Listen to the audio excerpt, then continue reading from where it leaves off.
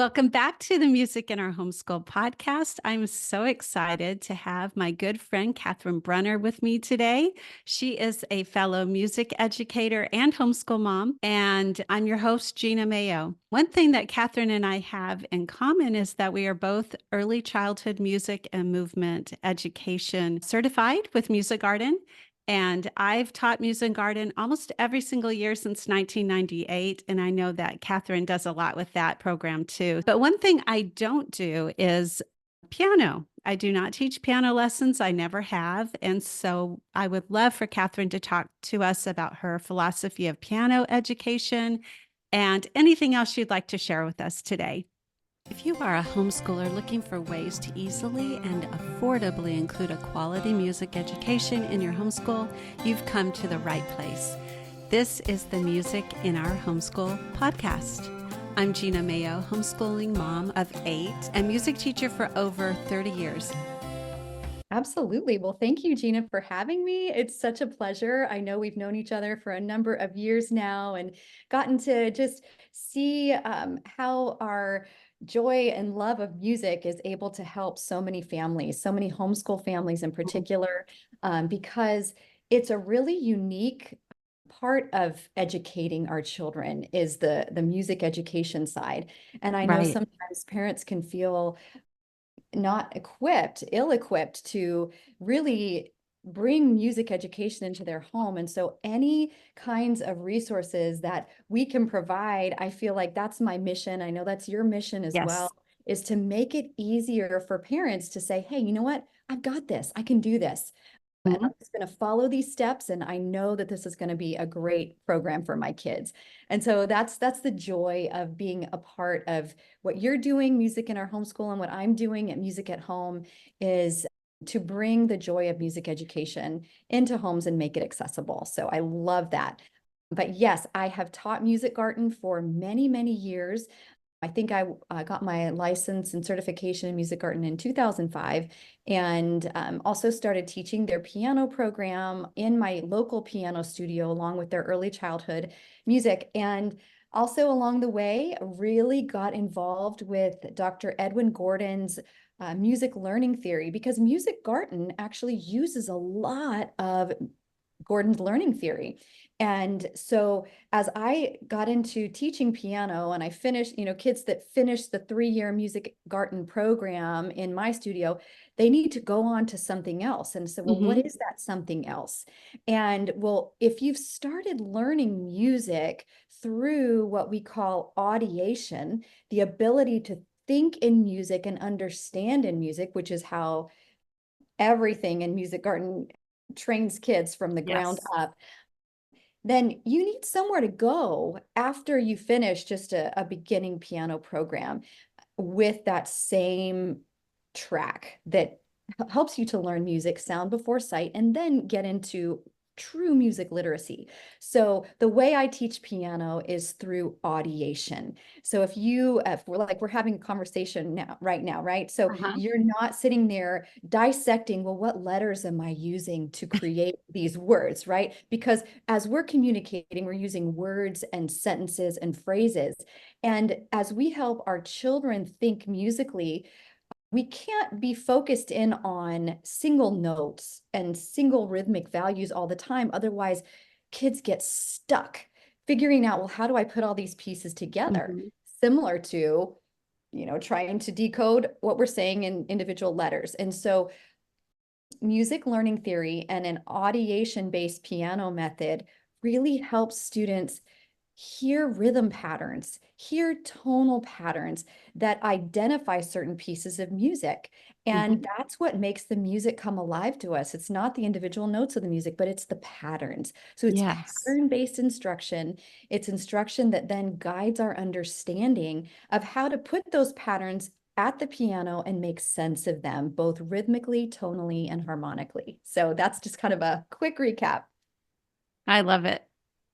So you have taught this to private students in your own studio, but you also teach it online. So can you tell us how you have taken that program and how you do it for students who live anywhere in the world? Yes, absolutely. So Music at Home is an online music studio for babies, toddlers, all the way up through elementary kids. Now we are moving into, the early adolescence, teenage years, and even we came out with a class for adults this week, which I know we're going to get into later. But what we do is we provide a class video that is almost as if you're with me in a live class situation. So if Okay. you were to come to my studio and take an early childhood class with me, you would have classmates. There'd be other parents there. And so when you take my online video course for, say, babies or toddlers or preschoolers or kindergartners, you'll have me as the instructor. You'll have two children on either side of me that are there learning with me. And then you'll Okay. have you and your child at home. And together we make one class situation as if we're all together live, which I think makes it such an authentic, real experience for kids and parents at home. That's always been my hope. And what I found that parents who do music at home classes consistently with their children see their children develop musically in ways that are astounding to them. Even in just a few classes, when you hear my rhythm patterns that I'm saying, the children pick them up so fast and begin to incorporate those patterns into their daily life, their daily language skills. So it's a great opportunity for parents to have an easy click and go music education program as if they're in a live studio. That's what Music at Home really is. And And then I'm sorry, go ahead. no, I'm sorry, I got to the next part, which is the piano That's element. what I was going to ask you. Yes. So along the way, I also homeschool my children, and I was reading so much beautiful literature with them. And Mm, one of the themes that just started jumping out at me all over the place through Jan Brett's gorgeous picture books, Astrid I love Lindgren, those too. yes, and even the Dallaires' wonderful works like Leaf the Lucky and all of those Mm, great books. One is called Children of the North Lights that they have. I began to see a theme that my daughters and I gravitated toward all of this Nordic content. So yes. I took everything that I knew from how to incorporate audiation-based piano into a curriculum that also uses literature and stories and imagination. And I wrote my own curriculum for piano, beginning piano, that's called Creative Keys Nordic Adventures. And it allows parents and children to connect around music, stories, imagination, movement, around these beautiful tonal and rhythm patterns to songs that I wrote to go with these stories. So the songs make the stories come to life. And if you could imagine you're living and breathing these stories with your children, then you're singing about what you've just read, and then you're learning how to play this music at the piano. But before you get to the piano, actually we recorded in this room several years ago, maybe actually 2 years ago. And you're moving, you're swaying, you're feeling it in your body. That's how we learn music, because Mhm. it's rhythmical, it's movement based. And then we take it to the keys and we begin realizing, all right, well, what does the keyboard look like? We learn keyboard geography, because if you've ever seen, well, I've seen hundreds of students approach the piano as I've interviewed them for lessons, and Uh-huh. I can always tell immediately whether or not a child has seen a piano before, because Okay. it can be very overwhelming. There's so many keys. What do I do with all this? What is this? But the students that have a piano in their home, they will, in my interview, be ready to go with me because they've had a chance to explore. Oh, I see, there's some different things going on here. There are some black keys, some white keys, and they make different sounds. And I know that these ones over here sound a certain way, and these, they may not know to say this is low and high or middle. But then as they learn about the keyboard geography, it begins to make sense.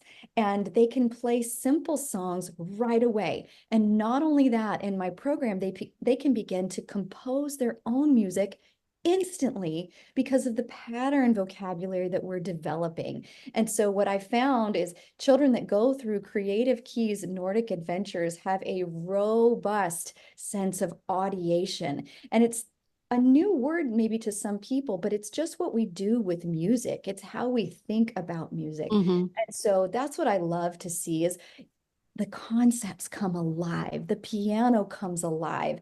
And it's because our minds are also developed and made by God to enjoy stories.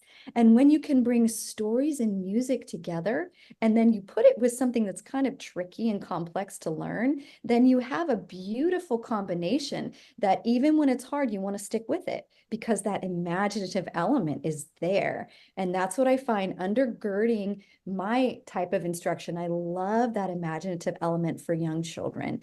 It changes everything about their desire to learn and stick with it when it's hard.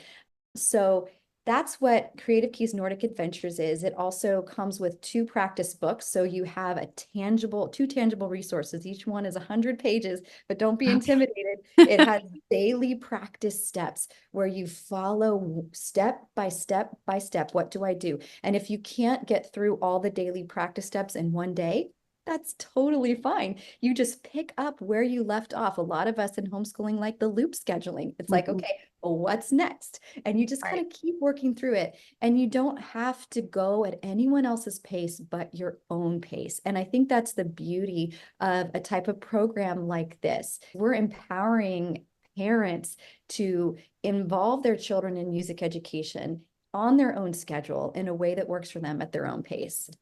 So, what ages is Creative Keys written for?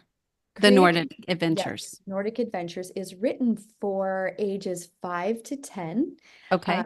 and it can tend in the beginning to feel a little like it's for the younger ages because I had my 6 and 9-year-old recording those with me. My Um, 6-year-old is in the first class, then it's my 9-year-old, then my 6-year-old, then my 9-year-old. And okay. so they kind of switched off. So I would recommend and encourage parents that if you have a 10-year-old and the first class feels young, well, stick with it because there is a range of maturity in the children that you'll see in the classes, but it really, really, truly develops children's audiation wherever they find themselves. And one of the things that's so important to remember is that music aptitude is flexible from birth to around age 10. And Mhm. that's when you can truly learn a language easier.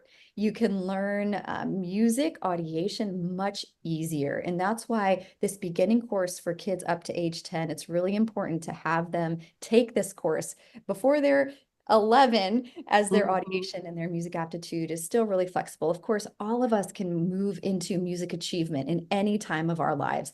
But as you have a music aptitude tank, every single musical experience we give our children when they're birthed to age 10 fills that tank up and it will stay that full the rest of their life. But if they've only gotten a little bit, they can still use what they've gained to achieve in music. So I don't want anyone to despair about that. But the more opportunities we give our children to learn music and be educated musically, the more they will experience the joy of it in adulthood. Yes. So let's move into your Creative Keys Jazz Chords course that Ah, just came out. Tell us yeah. about that. This is so exciting. So last March, I would say, I had an Instagram reel go viral. It has, Hmm. a couple of million views. And what that really did was it showed me that there is a real hunger for parents and just adults, even without children, to learn music in a way that's non-threatening, in a Can you way, describe what happened in that reel for people who sure. haven't seen it? Sure. In this particular reel, I think it's pinned on my profile at Music at Home on Okay. Instagram, so people can go see it. My daughter and I were having just a regular lesson time at the piano, and she's extremely creative in what she plays. And all of a sudden, she plays something that was just moved me to tears. It was so Mhm. moving. It moved me to tears. And I was sitting there thinking, oh my goodness, my daughter is playing so beautifully. And it's because of all of the investments I've made into her tank. And it's And it because was completely improvised, all right? She improvised. wasn't reading music. No, she's not. It's all from her heart and her mind and her audiation. And so what I spoke about in that reel just with the text is that when we give our children opportunities to create music, and instead of telling them how to play and what to play every single time, they can truly blossom in their own musicianship. And I found that there was a lot of trauma induced into people's lives by music teachers who Oh. said, you have to do it this way and only this way. And an audiation-based approach is actually a very creative, improvisatory approach that Mhm. allows people to express what's inside of them. And what took place in that reel was this connection I had with my daughter, the beauty of the music she was creating, and then how did she get to create it was through this method of audiation. And so there's a real hunger for that, is what I found. Hundreds and hundreds, if not thousands, of people commented, I Mm. wish I learned music this way. I Oh, wish I learned music this way. And do you have anything for teens? Do you have anything for adults? oh, And so wow. let me come back to your question about the jazz course. Uh-huh. So Asa Nero is the instructor in the jazz course. He was my student at age 4, 18 years ago, walked into my studio, an incredibly gifted musician. He learned through my audiation-based method, and he has gone on to study at the University of North Texas, earn his bachelor's of music and jazz percussion, and now he's in his master's degree for jazz composition. And so 4 years ago, when he graduated high school, I asked him to begin writing a book on jazz chords for Okay. music at home because he loved jazz. And I wanted to encourage him in all of his giftings. And that's what I love to do, is bring Right. people on that love to make music and let's work together.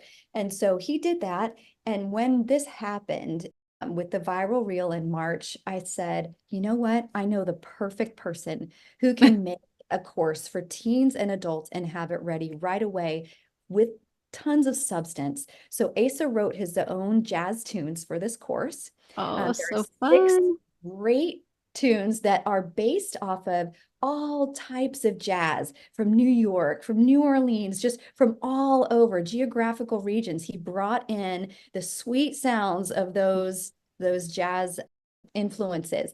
And so you'll learn 6 tunes in this course, and you'll learn the And it's chords all on the piano, right? all on piano. Yes. And you'll learn 6 types of chords that go with them all around sevenths. So major sevenths, minor sevenths, diminished sevenths, dominant sevenths, all the sevenths. And everybody, what are those? And if you know a basic major chord, bum, bum, bum, that's, 1, 3, 5. On a jazz chord, you're just adding the 7th above that 5. So 1, 3, 5, 7 would be your dominant 7. And so you're learning, okay, well then how do I manipulate that chord? You can invert it, you can do all that. But in ACE's jazz course, we're just using root position jazz chords. And you're going to learn them in all of those different types of chords, which makes jazz really come alive. If you can know what you're doing and move around and on the keyboard with those chords Hmm. and have just a lot of fun doing it. So Asa's style of teaching is just really relaxed. He's totally calm, and he has another student that's been in my studio for years named Ben. Ben is an incredible composer already. He just graduated from high school in May, and his last year of high school, he studied with Asa. Okay. He studied jazz with Asa and came out just so excited about all of his new skills. So Asa is an incredible teacher.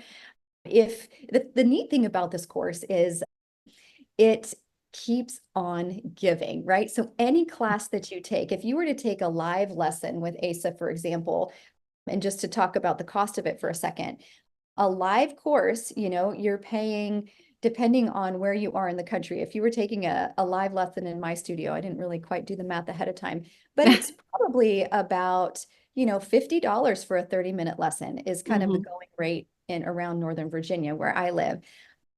But in ACE's course, if you break it all down, if people get it while it's on sale, it's even less, but it comes out to about $18 a class if you don't buy it on sale. If you buy it on sale, it's even less than that. So you have access to 6 classes at $18 a class for an entire year. And then a book that comes with the course as well to exactly show you where to put your hands on the piano, how to read lead sheets and things like that. So it's extremely affordable, which is my heart for music education, is to make it as affordable as possible, as doable as possible, and also as fun as possible. Yes. Oh, I love that. So I can't wait to dive into it myself. I haven't had a chance yet, but I want to. I know how to play the piano, but I've never done much with improvisation or jazz. So that Yes. sounds so exciting to Oh, I'm me. so glad. Well, as we're wrapping up here today, is there anything else you'd like to share? And then please tell everyone where they can find you online. Yes, absolutely.